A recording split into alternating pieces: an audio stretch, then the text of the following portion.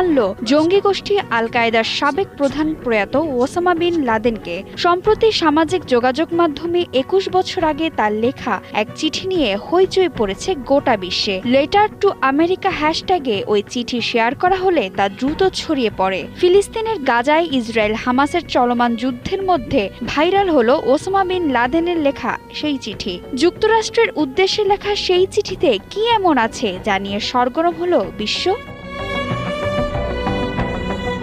চিঠিতে যুক্তরাষ্ট্রের উদ্দেশ্যে নিন্দা করে কিছু কথা বলেছিলেন লাদেন। ব্রিটিশ সংবাদ মাধ্যম দ্য গার্ডিয়ানের ওয়েবসাইটে প্রকাশিত পুরনো সেই চিঠির একটি লিঙ্ক সম্প্রতি টিকটকে লেটার টু আমেরিকা হ্যাশট্যাগে শেয়ার করা হয়। পরে TikTok letter to America hashtag সরিয়ে নেয়। গার্ডিয়ানও তাদের ওয়েবসাইট থেকে চিঠিটি সরিয়ে ফেলেছে।